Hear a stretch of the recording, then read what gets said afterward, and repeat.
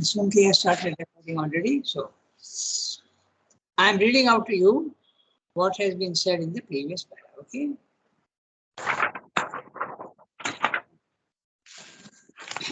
Yamuna is saying in the previous paragraph, we have seen the enormous difficulty of transforming the vital in the lower planes. Not when you are in the spiritual planes, but in the lower planes, your body, mind, life, it is very difficult to change your vital habits. You may try as much as you want, you will never succeed fully. You may suppress, but you will not be able to completely change it. That's it, he's saying. So, how to achieve the purification of this life force, the vital? It is not by an external aid working upon the vital that purification can be effectuated. It is from within the life force itself that the transformation is possible. In other words, the life, the prana, the vital being, from inside itself, it has the capacity to become pure. That's what he's saying. And how to do that? The change proposed is from a troubled and ignorant life force, prana, to a luminous and harmonious movement of nature. How to do this? We have to see. This central inner revolution can be done in three conditions. All the three working together in tandem can make the change possible. Singly, none can succeed. And what are these three? We will tell you one by one. First is abolition of desire. Second is bringing the psychic forward. And the third is getting rid of the ego. If these three things are done together, then it is possible to change the vital. But they have to work together in the physical world. So, singly none can succeed. Number one, the first condition is the abolition of desire, which produces pain and baffled effort. This tormented desire soul must be transformed into a calm, strong, true vital, full of pure energy, not polluted energy because of desires. The second condition is the emergence of the psychic being that must govern mind and vital, straighten out their perversions and crookednesses. The psychic can do that. It can remove all the dirt and it will direct you towards the right way of living. Okay, that's the psychic thing. But you may not get knowledge. So, even the mind, mostly, even the mind, not only the vital, but even the mind becomes an eager supporter, an abettor, an accomplice of the vital's small, narrow desires and perverted movements. The mind always justifies what one has done. That's what he's saying. He becomes a supporter and an abettor. Abettor is someone who helps you in crime. So, Shendra is saying the vital is impure, it is criminal from the spiritual point of view. You may not be doing anything legally wrong, but spiritually you are doing everything wrong. So, you are a criminal in that sense. Okay. An abettor, one who abets a criminal, is one who participates and helps him. That's it. So, the mind is always helping the vital to continue with its impure habits. That's what he said. Mind and life must become merely obedient instruments of the psychic and not masters. The vital can be a very good servant, but not a good master. When the vital takes over and says, yeah, we'll do this, it will always take you into the wrong channels. Whereas, if it obeys the psychic being, it becomes a very good servant. The psychic is the master and the vital is a good servant. It obeys the psychic, then it is good. Otherwise, it is not. Then we come to the third.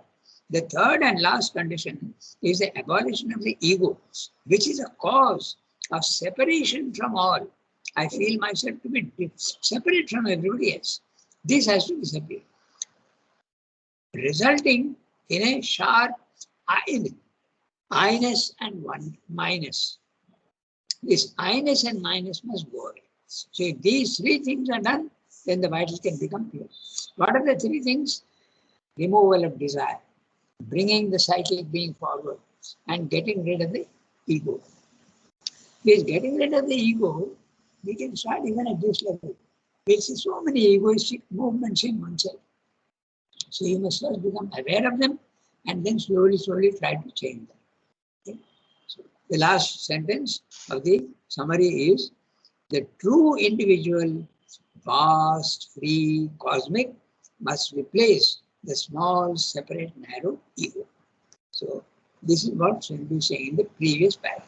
Now we will start reading the new para that we have to read today. There is nothing that is not ancient and familiar in the first of these three transforming inner movements. So, Pallavi, it's your Tuesday is your monopoly. So, we started the class because of Pallavi only on Tuesday. So, you start reading Pallavi. There is nothing that is not ancient. Yes, Raman. There is nothing that is not ancient and familiar in the first of these three transforming inner movements, for it has always been one of the principal objects of spiritual discipline. It has been best formulated in the already expressed doctrine of the Gita, by which a complete renouncement of desire for the fruits as the motive of action, a complete annulment of desire itself, the complete achievement of a perfect equality are put forward as the normal status of a spiritual being. A perfect spiritual equality is the one true infallible sign of the cessation of desire. To be equal soul to all things, unmoved by joy and sorrow, the pleasant and the unpleasant, success or failure, to look with an equal eye on high and low, friend and enemy, the virtuous and the sinner, to see in all beings the manifold manifestation of the one, and in all things the multitudinous play or the slow massed evolution of the embodied spirit. It is not a mental quiet, aloofness, indifference, not an inert vital quiescence, not a passivity of the physical consciousness consenting to no movement or to any movement that is the condition aimed at. Though these things are sometimes mistaken for this spiritual condition, but a wide, comprehensive, unmoved universality such as that of the witness spirit behind nature. For all here seems to be a mobile, half ordered, half confused organization of forces, but behind them one can feel a supporting peace, silence, wideness, not inert but calm, not impotent but potentially omnipotent, with a concentrated, stable, immobile energy in it capable of bearing all the motions of the universe. This presence behind is equal soul to all things. The energy it holds in it can be unloosed for any action, but no action will be chosen by any desire in the witness spirit. A truth acts which is beyond and greater than the action itself or its apparent forms and impulses, beyond and greater than mind or life force or body, although it may take for the immediate purpose a mental, a vital, or a physical appearance.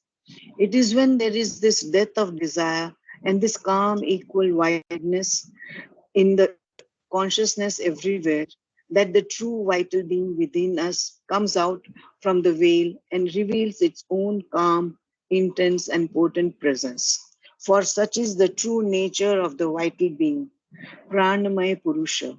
It is a projection of the divine Purusha into life, tranquil, strong, luminous, many energied, obedient to the divine will, egoless, yet, or rather, therefore, capable of all action, achievement, highest or largest enterprise.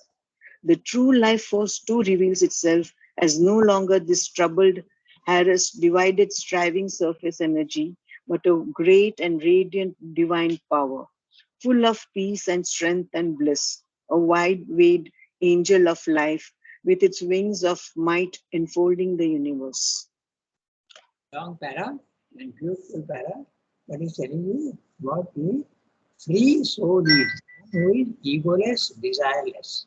Okay? So it's very interesting. So what we'll do, and first we will summarize the thing, okay, and then we look at all the details.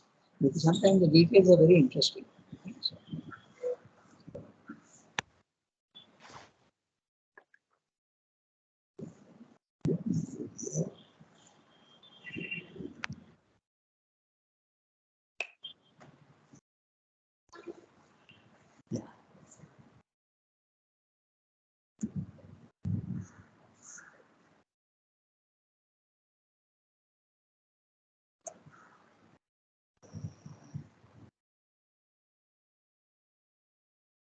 Yeah, got it. Why is it not showing anything? Okay, I'm not getting there. Let me see. Yeah. Yeah, I've got it. So, what he's saying in this paragraph, let me reassure it. The three conditions, just one second.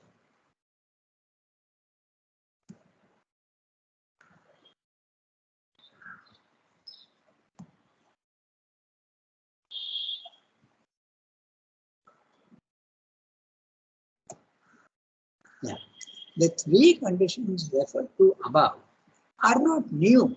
They have always been there for yoga from ancient times. It is there in the Upanishads, it is there also in the Gita, very clearly given. And Gita means 2000, 3000 years away. Okay? They have always been there for yoga from ancient times. They are the essential conditions for any spiritual life. Spiritual life. And what are they? The three, remind you, desire has to be completely eliminated, psychic being has to come forward, and the ego has to be abolished. You don't do anything for yourself, you do everything for the divine. They are the essential conditions for any spiritual life. They have, of course, been expressed best in the Gita. Number one, renounce the desire for the fruit of works. Do the work needed, but without aiming at an egoistic desire for the successful completion of your effort. You have to have a motive, but the motive must not be over-eager in the beginning. Unless you have a motive, your work will not be concentrated and nice. So in the beginning you have, ultimately you are doing it for the divine and not for yourself. So that ego also disappears and becomes a calm. The work needed, do the work needed. Sorry, I'm reading from the first condition. Renounce the desire for the fruit of the works. Do the work needed, but without aiming at an egoistic desire for the successful completion of your effort. Next, eliminate desire in all its variations. Okay, it can come in so many subtle ways. We have discussed that many times. Altruism, philanthropy, humanitarianism. These you feel that you are doing for somebody else and not for yourself. So there is no ego, but that's not true because you derive egoistic satisfaction from there. So that's very subtle. We have discussed that several times. Second, attain to a complete equality, samatha, which will be the sign of the abolition of desire. Learn to see all and everything with an equal eye, an impartial gaze, pleasant, unpleasant, so success and failure, high and low, friend or enemy. Look on all things with an undisturbed, calm consciousness. Try to see the one, the divine presence in all things and creatures. The spiritual equality, unruffled and calm, is not a mental quietness, not an aloofness, not an indifference, but merely an absence, not merely an absence of vital desires and activities, nor is it a physical inaction. These are all negative things. The absence of desire is not necessarily a spiritual condition. These things are often mistaken for the real spiritual active part, passivity. Active passivity, not negative. Active means you are constantly, you are not acting, but you are ready for action. Okay, it's not a negative state, it's a positive state. It is the eternal omnipresent presence of peace behind all forms and creatures, behind all activities of seeming disorder. The world seems to be full of disorder, but actually it is only seeming. Behind the disorder, there is perfect rationality and reason for everything. Seeming disorder and confused action. There is a supporting peace, vast, silent, full of static power behind the apparent confusion. Then he's saying, itself immutable, it bears and supports all the movement and mutability in the universe. There is no choice in the silent witness. Choice disappears. You just watch carefully. You don't decide, I will do this or I will not do that. There is no choice in the silent witness. All is decided by the supreme will, supreme divine will, though it may express itself through the body, life, mind, and in the lower planes. The true being, the true individuality can emerge into the outer surface being only when desire is abolished and an unshakable equality is established in the outer nature. This you have to understand. Even when you are in the spiritual world, your consciousness is up there, but in the body-mind life, there will be desire and all these old habits will continue. But Shri is saying that this true being can come into the outer nature, into your body-mind life, only when desire is completely gone. Okay?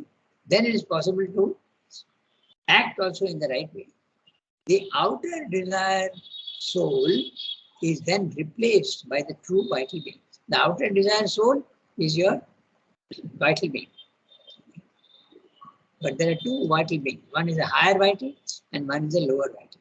The lower vital is full of wrong movements and the higher vital is still impure energy, but there is some idealism, some sympathy, some amount of love, all that is there also in the higher vital.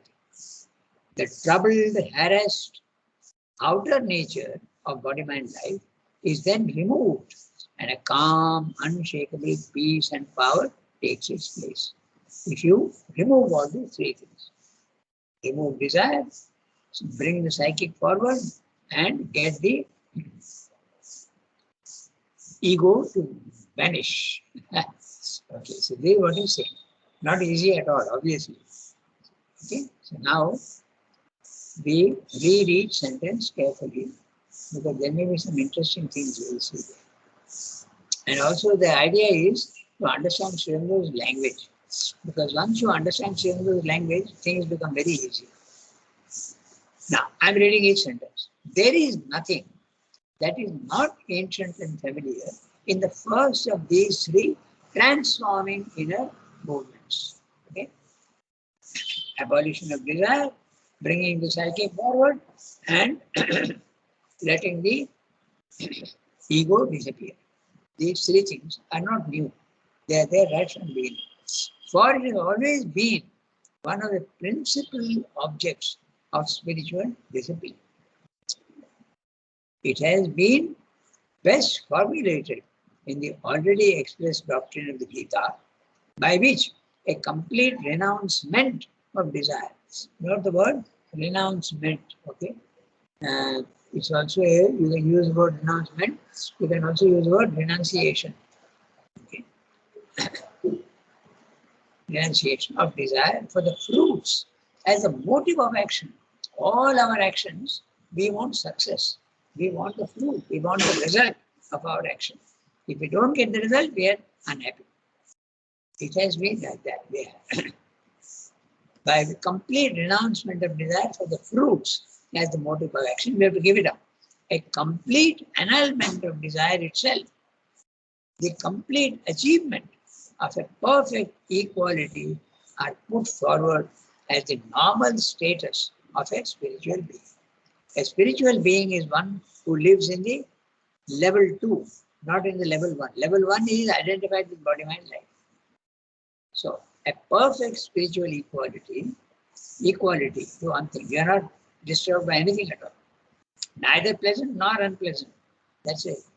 You may feel that when something pleasant happens, you are happy, it's quite okay. It is not okay. Because if you are happy, subject to outer conditions, then you will also be unhappy when those things are not according to your satisfaction.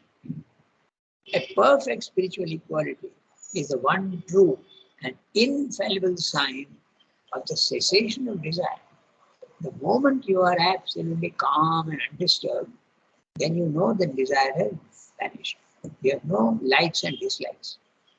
To be equal souled to all things, unmoved by joy and sorrow. Note that, not unmoved only by sorrow, but even by joy. The pleasant and the unpleasant, success or failure, to look with an equal eye on high and low, friend and enemy, the virtuous and the sinner, to see all things, all beings, to see in all beings the manifold manifestation of the one, and in all things the multitudinous play of the slow mass evolution of the embodied spirit. Which is the embodied spirit? The spirit that has come down and entered the body-mind life. That means it's a psychic being. Okay? The embodied spirit is a psychic being. So now, what he's saying is very interesting. He's saying that whether enemy or friend, look calmly at both. It doesn't mean to say that you don't see the wrong movements. You see all the colors, you see all the, but you are not affected by it. But that doesn't mean to say that you will treat your enemy and your friend equally. In the physical world, there is differentiation that has to be done. Okay. One example which we always give and which is very illustrative is that the mother has 4 children or 5 children, and one of them is blind and one of them is lame. She loves all equally, perfectly equal. But her movements in the physical world will naturally be more attention to the blind and the lame. So this you have to remember. That doesn't mean to say that you treat friend and enemy in the same way. Okay, the high and the low, the pleasant and the you don't. You have to be very careful to distinguish. The consciousness within is undisturbed. That doesn't mean to say that you behave equally with everybody else. That's to be kept in mind. The virtuous and the sinner, because otherwise confusion can come. Even the one who is being a sinner, I will treat him in the same way as the virtuous man. You have not to be affected, but what has to be done in the physical world, you have to do. To see all beings, the manifold manifestation of the one, to see in all beings, the manifold manifestation. Don't note that. Manifold manifestation. It is the divine himself who has entered into the friend, and he has entered also into the enemy because it is a lower level. Okay, there are so many levels. Each human being, why only human being? You are going right down to the animal level also. Each one is progressing at a different pace, and that's why there is a manifestation. But the manifestation is not the same in everybody. It differs. That's why manifold manifestation, different manifestation. In the intelligent, the divine is entering intelligently, he will act. The one in the unintelligent, it's not that the divine is not there. Okay? The divine is there. He has subjected himself to the manifold manifestation. He is working according to the condition of each human being as at what level he is. I'll tell you one very interesting story, I think, which I told you earlier also. There was one girl here who was considered to be quite a dullard and a duffer. Okay. But one day she could see mother in her true light, and it's there in the agenda. And mother says, look, everybody thinks her to be a damn fool. But look at her. She is capable of seeing these subtle things. So how we misjudge things. So that is exactly what is being said with the equality. You have to see all equally. And we are seeing only the outer nature, and that's not the whole thing. So, it is not a mental quiet. Now, the negative things which are often mistaken for equality, he is listing them. It is not a mental quiet, aloofness, indifference, not an inert vital quiescence. Okay? If you are indifferent to everything, that doesn't mean to say that there is no desire in you. It does not mean to say that. You may be mentally quiet, you may be also aloof from things, but that doesn't mean to say desire has vanished entirely. Not an inert vital quiescence. Even the vital can be relatively quiet, but that's not the equality. Not a passivity of the physical consciousness consenting to no movement or to any movement that is the condition aimed at. That's not what we want. Though these are things, one second, though these things are sometimes mistaken for the spiritual condition, but a wide, comprehensive, unmoved universality, such as that of the witness spirit behind nature. In other words, the removal of desire is not a negative state, it's a positive state. Okay? So it's something that is ready for action. Laziness in the physical, okay, lethargy in the vital, and a quietness, unthinking quietness in the mind is not equality. That's what it's very clearly saying. But it's something positive. For all here seems to be a mobile, half-ordered, half-confused organization of forces. When you look at the world, you see so many forces and they seem to be all clashing. But behind them, one can feel a supporting peace, silence, quietness, not inert, but calm, not impotent, but potentially omnipotent, with a concentrated, stable, immobile energy in it. Okay, the energy may be immobile, but it is ready for action if commanded. Capable of bearing all the motions of the universe. This presence behind where? Behind the heart, okay, deep inside you, behind the solar plexus if you want, is equal soul to all things. The energy it holds in it can be unloosed for any action. There you are. You may not be acting, but if called upon to act, you will act without any desire, without any ego, without any rufflement without any disturbance in the vital. You will act. A truth acts, which is beyond and greater than the action itself. When is this possible? When you go to the witness spirit, that means the spiritual level of the consciousness, level 2. That's possible. A truth acts which is beyond and greater than the action itself, or its apparent forms and impulses, beyond and greater than mind or life force or body. You are not in the body, mind, life anymore. Huh? You are outside. That's why beyond and greater than mind, life or body, although it may take for the immediate purpose a mental, vital and physical appearance. So that's exactly what he said, that when the psychic can influence the body, mind, life, then you may feel that it may act, it is possible for it to act in that way by entering the body, mind, life. For such is the, no, I missed a line. It is when there is this depth of desire, this calm, equal wideness in the consciousness everywhere, that the true vital being within us, comes out from the veil and reveals its own calm, intense and potent presence. For such is the true nature of the vital being, Pranamaya Purusha. He is also talking about Purusha. So note interestingly that there is a mental Purusha, there is a vital Purusha, there is even a physical Purusha. There is an entity which can be taken as representative of the body, representative of the vital, which is standing in the intraconscious. Okay, behind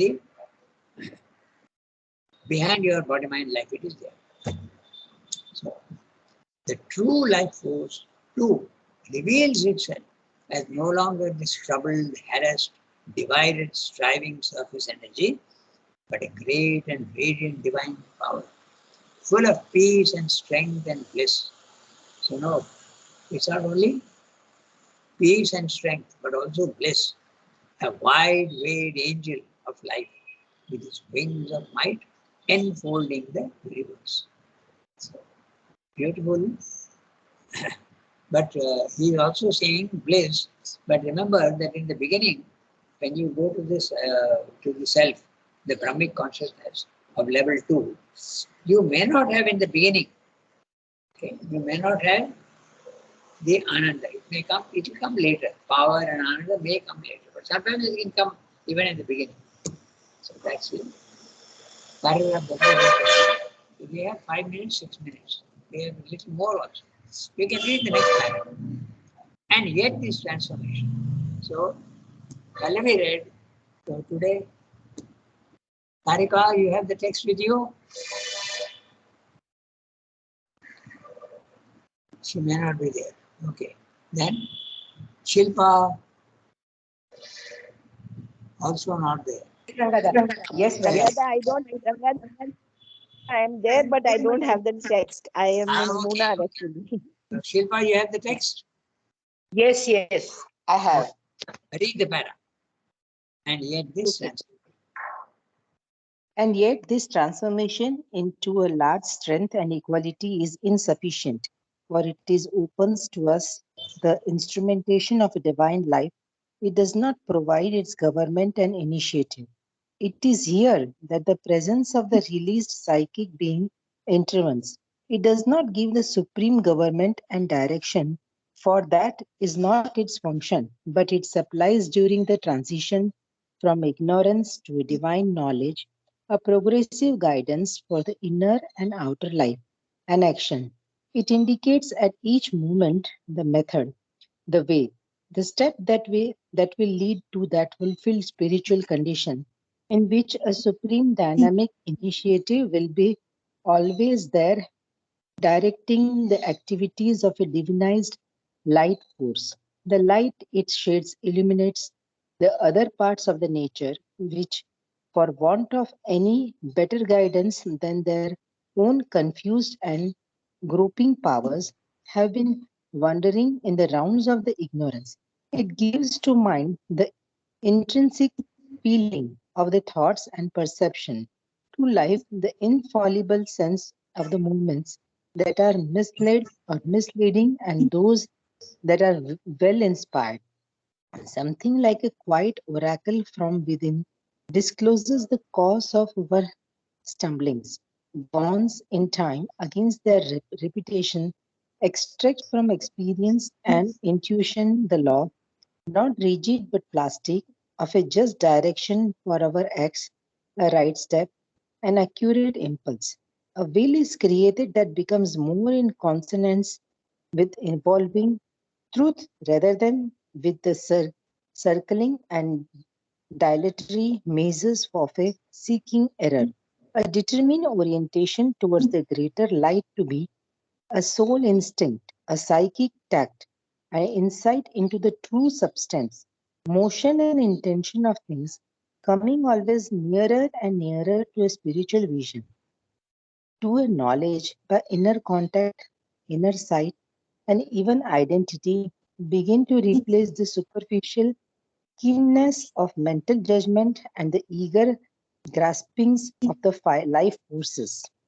The works of light right themselves escape from confusion, substitute for the artificial or legal order imposed by the intellect, and for the arbitrary rule of desire, the guidance of the soul's inner insight, enter into the profound path of the spirit. Above all, the psychic being imposes on life the law of the sacrifice of all its works as an offering to the divine and eternal. Life becomes a call to that which is beyond life. Its every smallest act enlarges with the sense of the infinite. It's a big para, and he's describing the action of the psychic being when it comes forward. But we don't have, I think, enough time to go through the whole para. So what I'll do, I'll just give the summary, okay? And then next time we can reread this, because there are quite a few things to be seen what he means by the psychic being's emergence. Okay, so what he's saying in the para. This silent witness self, these are spiritual planes, not the psychic being. These are spiritual planes where you are in a Brahmic consciousness. You are absolutely calm, quiet, not affected by anything in the physical world. Neither your mind, your thoughts are not there. The thoughts are going on in the body-mind life, but you are not affected by them. They are going on mechanically. The emotions are there also, and even the body is acting, but you are not acting. Your consciousness is up there, watching this body-mind life as though it is somebody else.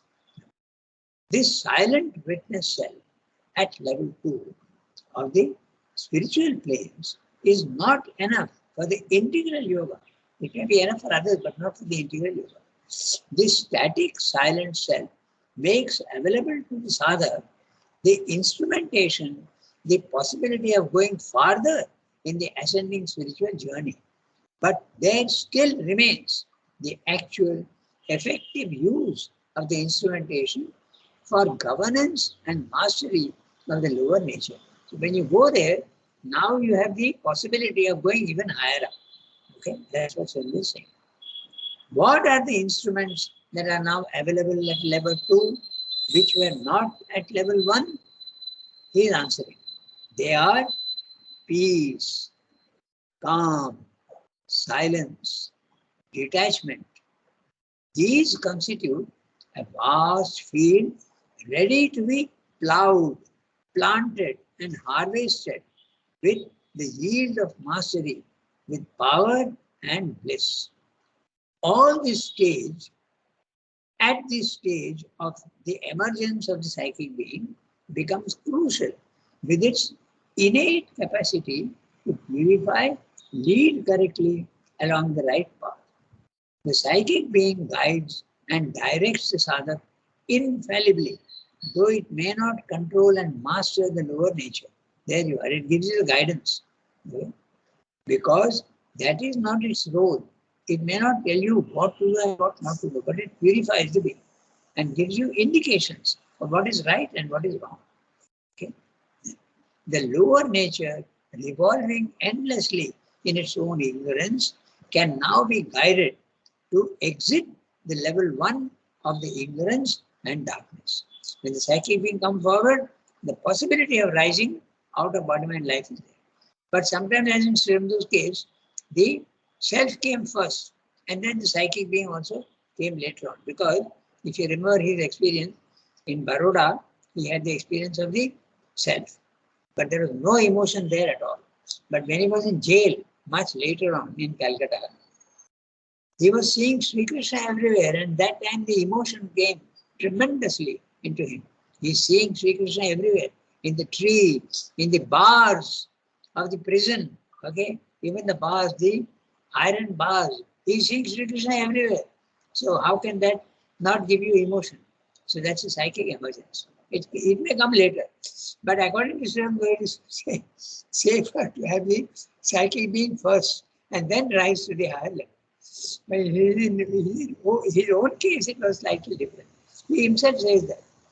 Because there was no emotion at all in Baroda. Okay. Later on it came, but not in the beginning. The psychic being has determined orientation, the soul instinct, the psychic tact, and insight into true substance, approach to spiritual vision, knowledge by inner contact, even identification. So these are the characteristics of the psychic being. When the psychic being comes forward, what does it do? It gives you determined orientation. Now, it's not towards physical things anymore, but it is towards the divine. Orientation. Your whole being is oriented to the divine. It also has a soul instinct. Instinctively, you do the right thing. You will not do the wrong thing. Psychic tact. Okay? It has a tact. It knows exactly the subtleties it can understand and make you do. Insight into true substance. You will see the truth in many things. The approach to spiritual vision, that also can give you, but it's an approach. Knowledge by inner contact, even identification. When this happens, the lower vital gets reoriented, gets rid of confusion, replaces artificial mental constructed rules by soul's inner insight. But the psychic being's most profound contribution is the sense of sacrifice. You do everything for the divine, not for yourself. Sense of sacrifice, surrender, offering, consecration. The lower life yearns for the higher when the psychic comes forward. Every smallest act becomes a means of climbing out of the finite into the infinite. This is what you see. Okay? And we have lost our time. It's almost 8:40. So we will redo this para because it's a very, very important para. The emergence of the psychic. Sri Aurobindo gives a tremendous amount of importance to the psychic. Okay, so we will start reread and get this transformation. Suki has to note down page 178 and redo and get this transformation. Yes, I'll make a note. Okay, everybody, have a nice Tuesday. Okay. Thank you, Merci Rangada. Have a beaucoup, good one. Thank you. Au revoir. Thank you, Rangada. Au revoir.